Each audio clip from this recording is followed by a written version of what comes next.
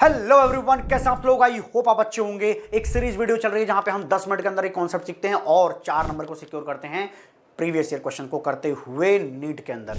आज मैं आपको एक टॉपिक कराने वाला हूं जो कि है मॉलिक्यूलर ऑर्बिटल थ्योरी, एमओटी।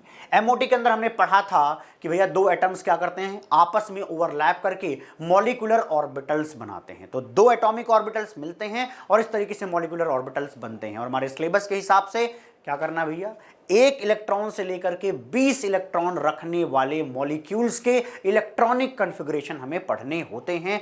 जिस तरीके से हम एटम में Pauli exclusion principle, Hund principle ये सब लगाया करते थे, उस तरीके से यहां पर भी लगाना है। चलिए आपके सामने प्रस्तुत करता हूं भैया इलेक्ट्रॉनिक कॉन्फ़िगरेशन का टॉपिक। यहां भैया electronic configuration of diatomic species को दो हिस्से में डिवाइड कर दिया गया है। पहला हिस्सा है जहां पे नंबर ऑफ इलेक्ट्रॉन n की वैल्यू क्या होगी, या तो 14 होगी या 14 से कम होगी। दूसरी तरफ क्या होगा, नंबर ऑफ इलेक्ट्रॉन की जो वैल्यू है वो 14 से ज्यादा होगी। मामला क्लियर है? यस। यहां पे देखें, यहां पे किस तरीके से आप ओवरलैप कराते हैं, देखिएगा भैया ध्यान से। यहां पे नीचे की तरफ देख लीजिए भैया, यहां पे एक एटम है, मान लीजिए उस एटम का हमने 1s लिया, ठीक है। दूसरे एटम का भी हमने 1s लिया, दोनों आपस में ओवरलैप करेंगे। जब ओवरलैप करेंगे तो यहां पर पहले बॉन्डिंग मॉलिक्यूलर ऑर्बिटल बनेगा जिसको हम लिखते हैं सिग्मा 1s। दूसरा बनेगा भैया एंटी बॉन्डिंग जिसको हम लिखेंगे सिग्मा स्टार 1s। अगला देखेंगे, यहां पे होगा 2s और यहां पर भी दूसरे वाले एटम का हो जाएगा 2s। ये आपस में मिक्स होंगे, हमें क्या देंगे, सिग्मा 2s। लेकिन साथ साथ हमें क्या मिल रहा होता है, sigma star 2s। Anti bonding भी साथ साथ बनता जाएगा। ये हमारा 2p है ना, उस एटम का 2p है और ये दूसरे वाले एटम का 2p है। तो इधर जो लिखे गए हैं किसी एक एटम का क्या भैया, एटॉमिक ऑर्बिटल है। इधर वाले भी एक किसी एटम के एटॉमिक ऑर्बिटल हैं। दोनों आपस में मिलके क्या दे रहे हैं हमें, ये बीच में मॉलिक्यूलर ऑर्बिटल्स दे रहे हैं। यहां पे देखें, यहां पे क्या होगा, दो p ऑर्बिटल्स आपस में मिलेंगे। इनके 2p ऑर्बिटल्स, ये 2p नहीं, दो p ऑर्बिटल्स, ठीक है।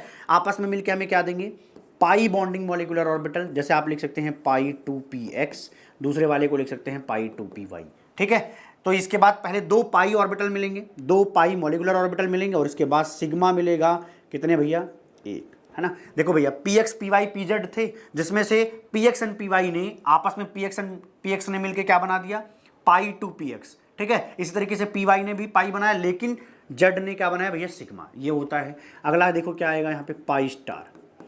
इसी चीज़ का पाई स्टार आप यहाँ पे लिखेंगे, इसी चीज़ का पाई स्टार आप यहाँ पे लिखेंगे। सिमिलरली यहाँ पर भी सिग्मा स्टार 2pz लिखा जाएगा। यहाँ पे आप क्या लिखेंगे, 2px एंड 2py लिखेंगे।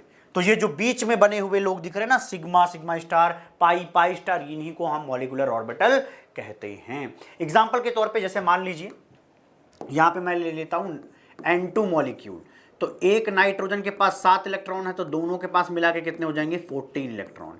इसका मतलब ये वाला इलेक्ट्रॉनिक कॉन्फ़िगरेशन यहाँ पे भरा जाएगा। चल के ये भर के देख लेते हैं। 2 2 4 2 6 2 8, फिर यहाँ पे देखिए हुंड रूल लगाइएगा, 8 के बाद 9, फिर 10 11 12, पहले एक एक भर लिया, ठीक है। 12 13 14, 14 इलेक्ट्रॉन्स हमने इस तरीके से यहाँ पे भर दिया है। अब एक चीज देखिएगा, यहाँ पे कोई भी ऐसा इलेक्ट्रॉन दिख रहा है जो कि अनपेयर्ड, जो कि अकेला है, नहीं है, सारे पेयर्ड है। देखिए सारे इलेक्ट्रॉन पेयर्ड आपको पेयर्ड दिख रहे हैं। अगर पेयर्ड हैं तो क्या बोलते हैं, देखिएगा ध्यान से, जब सारे इलेक्ट्रॉन पेयर्ड हों तो उस मॉलिक्यूल के लिए बोला जाता है कि वो मॉलिक्यूल डायटोमिक है। क्या है, डायटोमिक नहीं, डायामैग्नेटिक। ये डाया होता है, डाई मैग्नेटिक क्यों लिख रहा हूं अभी समझ में आ जाएगा, ठीक है। मैग्नेटिक, देखो भैया डाई मतलब क्या होता है, यूजुअली डाई पढ़ा होगा, डाई मतलब दो। तो दो लोग एक एक साथ दिख रहे हैं तो क्या बोला जाएगा, पेयर्ड। पेयर्ड है तो क्या बोला जाएगा, डायामैग्नेटिक। तो याद कराने का तरीका है डायामैग्नेटिक, ठीक है। लेकिन अगर कोई अनपेयर्ड इलेक्ट्रॉन मिल जाता, कोई इकलौता अकेला इलेक्ट्रॉन मिल जाता, तो उसके लिए शब्द यूज होता पैरामैग्नेटिक। क्या शब्द यूज होता, पैरामैग्नेटिक शब्द यूज होता, ठीक है। तो अगर मैं पूछूं कि N2 मॉलिक्यूल पैरामैग्नेटिक या डायामैग्नेटिक, तो कहोगे सारे पेयर्ड थे, इस वजह से ये डायामैग्नेटिक होगा। कोई संदेह तो नहीं ना, किसी को नहीं होना चाहिए, ठीक है जी। यस, अब आगे आ जाते हैं। नंबर ऑफ इलेक्ट्रॉन जैसे 14 से ज्यादा, एग्जाम्पल के तौर पे आप ले सकते हो O2 में क्या भैया देखना, एक ऑक्सीजन के पास 8 इलेक्ट्रॉन है, तो दो के पास मिला के कितने हो जाएंगे, 16 इलेक्ट्रॉन। 16 क्या है, 14 से ज़्यादा है। तो उसमें देखिए कैसे होगा, यहाँ पे आपने जैसे 1s था, इसी तरीके से ये 1s था, फिर 2s हो जाएगा, फिर ये 2p हो जाएगा। 2p में लेकिन देखो अंतर कहाँ आता है, यहाँ पे आता है। पहले नीचे सिग्मा आएगा, फिर पाई आएगा और यहाँ पे क्या हो जाएगा, वो ऊपर यहाँ की तरह ही रहेगा, पाई स्टार, ये सिग्मा स्टार। अंतर कहाँ दिख रहा है, अंतर क्या है दोनों में, तो आप कहोगे कि यहाँ पे पहले दो पाई बॉन्ड थे, सॉरी पाई मॉलिक्यूलर ऑर्बिटल थे, और यहाँ पे पहले सिग्मा दिख रहा है जब नीचे से ऊपर की तरफ हम जा रहे हैं। तो याद करने का एक तरीका है, उसको अपना लीजिए। जब 14 या 14 से कम हो तो 14 क्या है, आपको क्या दिख रहा है, 14 एक इवन नंबर है। तो इवन नंबर, पहला इवन नंबर क्या होता है, 2 होता है। तो आप यहाँ से याद रखेंगे 2, फिर 1, फिर 2, फिर 1, 21 21 है भैया जी, ठीक है। आप कैसे बोलोगे, 2 1 2 1, 2 कब होगा, तो अगर 2 होगा तो 2 यहां पर पाई मॉलिक्यूलर ऑर्बिटल होंगे, तो 2 1 2 1, इस तरीके से इसको याद कर लीजिए, ठीक है। यहां की बात कर ले अगर हम 14 के बारे में, तो इसको कैसे याद करेंगे, जैसे 2 1 था ना लास्ट वाला, थोड़ा सा चेंज कर लीजिए, 1 2 2 1, ऊपर वाला देखो 2 1 यहां पे भी है, यहां पे भी है, ठीक है जी। तो इस तरीके से आपको ये याद रहता है, ये सीक्वेंस आपके दिमाग में आ जाता है, ठीक है जी, कोई दिक्कत की बात नहीं है। अब सवाल आता है ये क्यों होता है, तो इसका एक रीजन है, वो रीजन बस जानना है आपको, समझना नहीं है, जानना है। तो आप कहते हैं, ध्यान से सुनेंगे इस लाइन को, कहा जाता है कि ये जो 2 1 2 1 का खेल है ये इसलिए हो रहा है क्योंकि यहां पर sp मिक्सिंग हो रही है। तो 14 के नीचे क्या होगा, sp मिक्सिंग होगा, 14 या 14 के नीचे sp मिक्सिंग होगा। लेकिन यहां पर नॉर्मल ट्रेंड है, सिग्मा क्या है नीचे, यूजुअली सिग्मा ही ज्यादा स्टेबल होता है, कम एनर्जी वाला होता है, ठीक है। तो यहां पर क्या बोलोगे, कोई sp मिक्सिंग नहीं होती, नो sp मिक्सिंग। जस्ट ये रिमेंबरिंग है भाई, याद ही करना पड़ेगा, ठीक है जी। इसको समझना नहीं है, आपके सिलेबस में ही नहीं है ये चीज, नो sp मिक्सिंग। तो इधर नो sp मिक्सिंग, इधर आपको sp मिक्सिंग दिखेगा। जैसे मान लीजिए आपने शुरुआत करी, 2 हाइड्रोजन को एक साथ मिलाया, तो भैया 2 इलेक्ट्रॉन हुए एक एक हाइड्रोजन को मिला के। तो H2 से लेके हाइड्रोजन, हीलियम, लिथियम, बेरिलियम, इसके बाद आ जाएगा बोरॉन, कार्बन, टिल नाइट्रोजन। जब आप डायटोमिक बनाएंगे तब तक आपको इन्हीं से भरना है, और इनको बोलेंगे आप कि यहां पर कोई sp मिक्सिंग नहीं होती। लेकिन नाइट्रोजन से ऊपर क्या आ जाएगा, ऑक्सीजन, 2 ऑक्सीजन मिलकर 16, इस तरीके से 2 फ्लोरीन मिलकर के F2, समझ में बात आ गई, 2 नियॉन मिलकर के Ne2, क्लियर हुआ।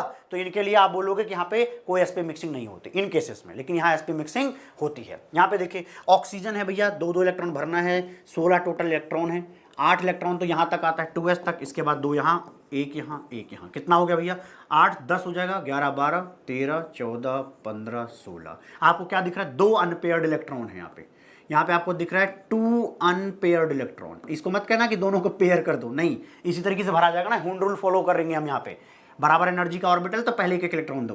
तो 2 अनपेयर्ड इलेक्ट्रॉन मौजूद है, इसी वजह से O2 जो है वो पैरामैग्नेटिक है, बहुत पूछा जाता है। ये क्या पूछा जाता है, O2 एक पैरामैग्नेटिक मॉलिक्यूल है। एक चीज और बता देता हूं, ऑक्सीजन फैमिली में ही कौन आता है, सल्फर। तो O2 और H2 ये दोनों ही क्या बोले जाएंगे, ये दोनों ही पैरामैग्नेटिक, ये दोनों ही क्या होते हैं, पैरामैग्नेटिक होते हैं, O2 एंड H2, ठीक। अक्सर ऑप्शन में एक चीज और आपको दिखेगी, आप यहां पे भर के चेक करना, B2, 2 बोरॉन एक साथ मिल जाएं तो कितने इलेक्ट्रॉन होंगे, एक बोरॉन में 5, दोनों में मिला के 10 10 आप यहां पे भरोगे, क्यों, क्योंकि 14 से कम नंबर है ना, 10, तो आप यहां पे भरोगे तो 2 2 4 2 6 2 8, फिर 10 भरोगे तो कैसे होगा, 8 के बाद 9 10, तो इसका मतलब 2 अनपेयर्ड इलेक्ट्रॉन कहां पे होते हैं, B2 में भी होते हैं। तो B2 में क्या होते हैं, 2 अनपेयर्ड इलेक्ट्रॉन होते हैं। इधर लिखना गलत होगा क्योंकि इधर हमने लिखा है कोई भी sp मिक्सिंग नहीं होती, बस आपको इससे बताने के लिए मैंने बता दिया है यहाँ पे कि B2 आ जाए तो आप क्या बोलोगे, यहाँ पे भी 2 अनपेयर्ड इलेक्ट्रॉन होते हैं, बाकी O2 H2 में तो होते ही हैं। समझ में आ गया क्या, ठीक है। और मैं एक चीज और दावे के साथ कह सकता हूं, जब कभी भी ऑप्शन बनता है ना पेपर में, तो इन तीनों में से कोई ना कोई जरूर आता है। जब ये पूछा जाता है कौन कौन से पैरामैग्नेटिक हैं, कौन कौन से डायामैग्नेटिक हैं, ये तीनों में से कुछ ना कुछ जरूर लिखा रहेगा, हो ही नहीं सकता इसके बिना बन जाए, ठीक है जी। आगे बढ़ जाते हैं, अगला क्या भैया, ये प्रैक्टिस करनी है, N2 Ne2 plus and this one, देख लो, इतने फैक्टर्स आपको देखने हैं, बता दूंगा कि क्या है ये, देख लीजिए। यहाँ पे पहले मैं बना देता हूँ, पहले मैं आपको N2 के बारे में बता देता हूँ। N2 मैंने अभी थोड़ी देर पहले ही समझाया आपको, थोड़ी देर पहले ही समझाया, ठीक है जी। यहाँ पे देख लें, N2 में क्या होगा, N2 मतलब क्या हुआ, 14 के बराबर का इलेक्ट्रॉन ना, तो 14 में हमने क्या बताया था कि 2 1 2 1, तो देखो 2 1 2 1, क्लियर है, इनमें तो कोई दिक्कत ही नहीं होती। अब देखो N2 अगर है तो इसका मतलब क्या है कि 14 इलेक्ट्रॉन आपको भरने हैं, भर दो भाई, 14 इलेक्ट्रॉन भरने, क्या करना भैया, 14 इलेक्ट्रॉन इस तरीके से भरना है, तो सारे के सारे पेयर्ड हो गए। अब एक चीज पूछी जाती है, नंबर ऑफ बॉन्डिंग इलेक्ट्रॉन्स कितने हैं। बॉन्डिंग इलेक्ट्रॉन्स का मतलब क्या होता है, जहां पे एनर्जी डाउन है, यहां से एनर्जी नीचे है, तो 2 ये वाला मत गिनना, ये एंटी बॉन्डिंग है, 2 2 4 2 6 2 8 2 10, तो टोटल हो गए 10 इलेक्ट्रॉन। कितने हो जाएंगे? 10 इलेक्ट्रॉन। तो यहां पर आप लिखेंगे बॉन्डिंग के अंदर 10 इलेक्ट्रॉन है। तो बताओ एंटी बॉन्डिंग में कितने होंगे? अरे भैया एंटी बॉन्डिंग में बचे हुए 4 होंगे, क्योंकि टोटल 14 थे ना। तो यहां पर हो जाएगा एंटी बॉन्डिंग, 1 मिनट, यहां पे कितना हो जाएगा? Anti bonding. ठीक है जी, मामला क्लियर है? ओके। एक बात और बताना चाहूंगा, यहां पे बॉन्ड ऑर्डर निकाला जाता है। बॉन्ड ऑर्डर मतलब 2 नाइट्रोजन के बीच में कितना बॉन्ड है, 2 नाइट्रोजन के बीच में कितना बॉन्ड, हमने कहां पढ़ा था? इस तरीके से हमने वीबीटी में पढ़ा था। चलिए एमओटी में चेक कर लेते हैं। तो उसको निकालने का तरीका क्या होता है? Bond order is equal to number of electron in bonding minus number of electron in anti bonding divide by 2। ठीक है जी। तो चलिए यहाँ पे बताइए, बॉन्डिंग में कितने इलेक्ट्रॉन है? यहाँ पे बॉन्डिंग में कितने इलेक्ट्रॉन है? 10। एंटी बॉन्डिंग में 4, तो 10 माइनस 4 6, 6 डिवाइड बाई 2 3। तो यहां पर भी क्या आ रहा है कि N2 में 2 नाइट्रोजन के बीच में 3 बॉन्ड्स होंगे। यही बॉन्ड ऑर्डर कहने का मतलब होता है। अब आ जाइए इस तरीके से, आप मैग्नेटिक बिहेवियर में आपको बताया गया सारे इलेक्ट्रॉन हो जाएंगे पेयर, तो ये डायामैग्नेटिक है। क्या ये मॉलिक्यूल एग्जिस्ट करता है N2 मॉलिक्यूल? तो कैसे पता करते हैं? अगर ध्यान सुनो, अगर बॉन्ड ऑर्डर आ गया 0, अगर बॉन्ड ऑर्डर आ गया 0, इसका मतलब 2 एटम के बीच में कोई बॉन्ड नहीं है, इसका मतलब वो मॉलिक्यूल एग्जिस्ट नहीं करता, वो एटम के फॉर्म में एग्जिस्ट करता है। Molecule does not exist. Simple सी बात है ना, 2 लोगों के बीच में अगर कोई बॉन्ड ही नहीं है तो वो एटम के फॉर्म में रहेंगे, वो मॉलिक्यूल के फॉर्म में तो एग्जिस्ट नहीं कर सकते। ठीक है, तो आप क्या बोलोगे? हाँ ये एग्जिस्ट करता है। तो अभी हमने N2 का बनाया, इसी तरीके से आप N2 प्लस N2 नेगेटिव भी बनाएंगे, सिखाऊंगा मैं यहाँ पे। क्लियर है? देखिए अब सवाल आता है कि N2 प्लस कैसे बनाएं। ध्यान देना कृपया, यहाँ पे आपको क्या करना होगा? N2 प्लस का मतलब क्या होता है? एक इलेक्ट्रॉन यहाँ से निकालना है, तो बताइए वो इलेक्ट्रॉन कहाँ से निकलेगा? इनमें देख के बताइए, आप इलेक्ट्रॉन कहाँ से हटाते हो? आपने पढ़ा होगा कि आपने पढ़ा था ना कि किसी एटम से अगर इलेक्ट्रॉन हटाना है तो आउटर सेल से हटाएंगे। आउटर सेल का मतलब हायर एनर्जी स्टेट से। तो इसमें हायर एनर्जी स्टेट कौन सा है? नीचे से ऊपर जाते हैं तो ऊपर की तरफ एनर्जी ज्यादा होती है, तो आपको एक इलेक्ट्रॉन हटाना। देखिए मैंने हटा दिया। अब ये जो चीज बनी है वो किसका कॉन्फ़िगरेशन है? N2 प्लस का इलेक्ट्रॉनिक कॉन्फ़िगरेशन है। कोई समस्या तो किसी को नहीं है? नहीं होनी चाहिए। यहां पे फिल करके बता देता हूं। नंबर ऑफ बॉन्डिंग इलेक्ट्रॉन्स कितने? आपने इलेक्ट्रॉन कहां से हटाया? बॉन्डिंग में से। इसका मतलब अब की बार पहले 10 था, अब 9 हो जाएगा, ये 4 रहेगा, तो 9 माइनस 4 डिवाइड बाई 2 2.5 हो जाएगा। इसमें कोई दिक्कत नहीं है, लेकिन आपको ये पता होना चाहिए ये इलेक्ट्रॉन कहां से निकला। ये इलेक्ट्रॉन कहां से निकला? तो आप बताएंगे सिग्मा 2p z से निकला। ठीक है, तो ये इलेक्ट्रॉन कहां से निकला? Sigma 2pz। ये सब आना चाहिए आपको। क्लियर? अब अगला देख लें। अच्छा एक बात और बताइए कि क्या यहाँ पे सारे इलेक्ट्रॉन पेयर्ड है? नहीं, एक इलेक्ट्रॉन अनपेयर्ड है। अनपेयर्ड है इसका मतलब क्या है कि जो N2 प्लस है वो भैया जी पैरामैग्नेटिक है। वो कैसा है? पैरामैग्नेटिक है। क्या ये एग्जिस्ट करेगा? Yes exist. क्यों कर रहा है? क्योंकि बॉन्ड ऑर्डर 0 नहीं है। क्लियर है? अब आइए N2 नेगेटिव पर। N2 नेगेटिव कैसे बनेगा? जब आप N2 को एक इलेक्ट्रॉन दे दीजिए, यहां पर N2 में से इलेक्ट्रॉन निकाला था, आपकी बार दे रहे हो, दोगे तभी तो उसके ऊपर नेगेटिव चार्ज आएगा। अब बताओ इलेक्ट्रॉन दोगे तो कहां जाएगा? पहले बात तो N2 बना लो। ये अब N2 बना, N2 को आपको इलेक्ट्रॉन देना है, कहां जाएगा? यहां तक तो भरा हुआ है, तो इलेक्ट्रॉन यहां जाएगा पाई स्टार में। ये सवाल बनते हैं भाई, है ना। अब की बार इलेक्ट्रॉन कहां गया? पाई स्टार में। तो आपको पता होना चाहिए कि ये इलेक्ट्रॉन कहां जा रहा है। तो आप कहेंगे ये इलेक्ट्रॉन पाई स्टार के अंदर जा रहा है। क्लियर है जी? यस सर, मामला समझ में आ गया है। आप बताइए नंबर ऑफ बॉन्डिंग इलेक्ट्रॉन्स। आपने इलेक्ट्रॉन एंटी बॉन्डिंग में डाला तो पहले 4 थे, तो ये 5 हो जाएंगे। इलेक्ट्रॉन पहले कितने थे? 10। बॉन्डिंग में तो अभी भी है। 10 माइनस 5 डिवाइड बाई 4 2.5 ही आएगा। सॉरी 2 करेंगे तो 2.5 आ जाएगा। इतनी बात क्लियर है? क्या ये पैरामैग्नेटिक? यस। एक इलेक्ट्रॉन अनपेयर्ड है ना, इसका मतलब क्या है भैया? पैरा में। क्या ये एग्जिस्ट करता है? यस ये एग्जिस्ट करता है। अब बात आती है, ये देख लीजिए बॉन्ड लेंथ की बात आती है। तो बॉन्ड लेंथ देखिए, जिसका बॉन्ड ऑर्डर ज्यादा होता है, इन तीनों में ज्यादा किसका? इसका, तो उसकी बॉन्ड लेंथ छोटी आएगी। उसकी बॉन्ड लेंथ क्या आएगी? छोटी। बॉन्ड ऑर्डर जितना ज्यादा, अरे यार 2 लोगों के बीच में जितना ज्यादा फोर्स ऑफ अट्रैक्शन, लेंथ उतनी छोटी होगी ना। ओके, तो N2 छोटा हो जाएगा। लेकिन इन दोनों में कैसे निकालें? जब, ध्यान रख लें, जब बॉन्ड ऑर्डर सेम आ जाए उस समय हम देखते हैं number of anti bonding electron. क्या देखते हैं? Anti bonding electron. तो जहां कहीं पे, ध्यान से सुन लें, जहां कहीं पे एंटी बॉन्डिंग इलेक्ट्रॉन ज्यादा होंगे, if bond order is same, अगर बॉन्ड ऑर्डर सेम है, अगर बॉन्ड ऑर्डर सेम है तो उस कंडीशन में, if bond order is same, आपको क्या देखना है? Number of anti bonding. जितना ज्यादा होगा नंबर ऑफ एंटी बॉन्डिंग, वहां पे बॉन्ड उतना ही कमजोर होगा, है ना। क्यों? क्योंकि एंटी बॉन्डिंग में अगर आपने इलेक्ट्रॉन डाला, एंटी बॉन्डिंग का मतलब क्या होता है? बॉन्ड का जो विरोधी है, दुश्मन है, तो आपने एंटी बॉन्डिंग में ले जाके इलेक्ट्रॉन डाल दिया तो बॉन्ड तो आपका टूट जाएगा, बॉन्ड आपका कमजोर पड़ जाएगा। अगर बॉन्ड कमजोर पड़ गया इसका मतलब लेंथ वहां पे बढ़ जाएगी, तो आप क्या बोलोगे? बॉन्ड लेंथ वहां पे ज्यादा होगी। ठीक है, तो एंटी बॉन्डिंग में इलेक्ट्रॉन कहां पे ज्यादा दिख रहा है? यहां पे ज्यादा दिख रहा है, तो इसकी बॉन्ड लेंथ क्या आएगी? ज्यादा आएगी। तो N2 नेगेटिव की बॉन्ड लेंथ ज्यादा आएगी with respect to N2 plus. तो ये निकालने का तरीका सब कुछ मैंने पढ़ा दिया।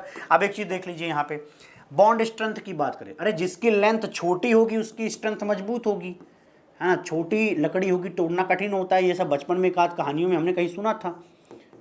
ठीक है जी, तो ये हो जाएगा बॉन्ड स्ट्रेंथ।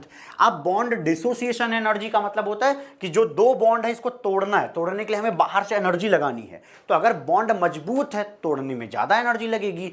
ठीक है, तो बॉन्ड स्ट्रेंथ के प्रोपोर्शनल होगा बॉन्ड डिसोसिएशन एनर्जी भी। और इन सब पर सवाल आते हैं। अब समझ लो कि पूरा एमओटी ही पढ़ा दिया मैंने, कंप्लीट एमओटी एक बार मैंने निपटा दिया। ठीक है, अब ये आप खुद करेंगे।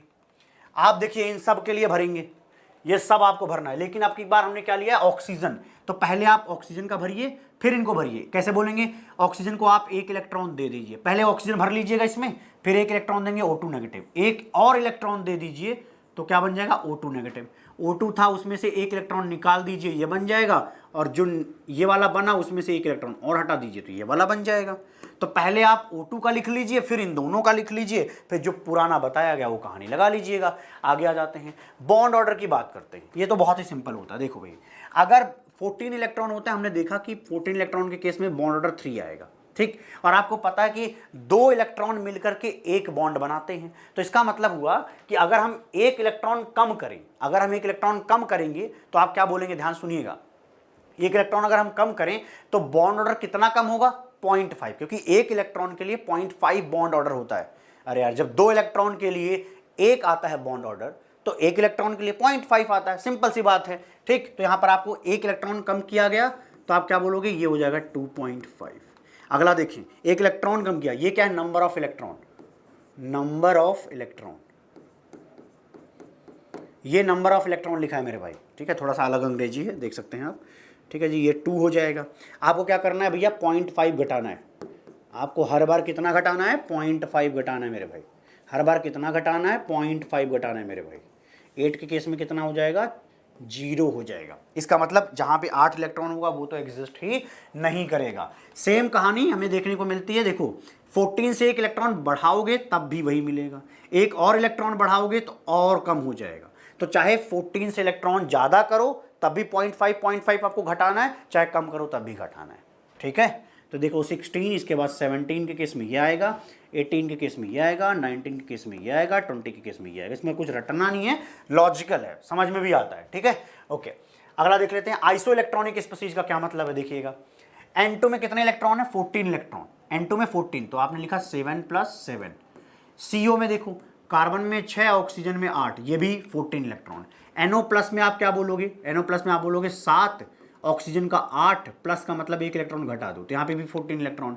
CN नेगेटिव में कार्बन में 6, नाइट्रोजन में 7, एक इलेक्ट्रॉन और आ गया, माइनस का मतलब एक इलेक्ट्रॉन और आना होता है ना। तो यहाँ पे सब में क्या है? 14 इलेक्ट्रॉन्स हैं। अगर सब में 14 इलेक्ट्रॉन्स है, बताओ बॉन्ड ऑर्डर कितना आएगा?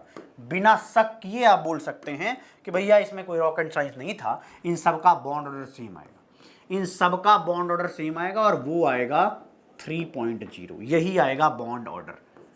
बोलो आएगा या नहीं आएगा? सर आएगा, कोई तकलीफ नहीं है। अगला देखें, N2 negative and NO, nitrogen 7 और इसके बाद क्या है? माइनस है तो एक इलेक्ट्रॉन बढ़ेगा, तो टोटल 15 हो जाएंगे। नाइट्रोजन के पास 7, ऑक्सीजन के पास 8, यहाँ पे भी हो जाएगा आइसो इलेक्ट्रॉन। तो ये दोनों आइसो इलेक्ट्रॉनिक हैं। तो आइसो इलेक्ट्रॉनिक के लिए आप क्या बोलते हो? बॉन्ड ऑर्डर सेम होगा, क्योंकि बॉन्ड ऑर्डर डिफाइन किससे किया जा रहा है? नंबर ऑफ इलेक्ट्रॉन से, और नंबर ऑफ इलेक्ट्रॉन सेम है तो बॉन्ड ऑर्डर सेम है। क्लियर है? यस। अगला देख लेते हैं। अगला भैया एमओटी का क्वेश्चन, ये मैं चाह रहा हूं कि एक तरफ से सारा कुछ आप खुद जवाब मार दें। ठीक है, सब कुछ आप जवाब मारें, हमें पता होना चाहिए 1 to 6 मेरे को जवाब चाहिए, क्योंकि बहुत अच्छे तरीके से हमने सीखा है। ठीक है, ओके, मिलते हैं आपको अगली वीडियो में, तब तक के लिए खुश रहिए, प्रसन्न रहिए।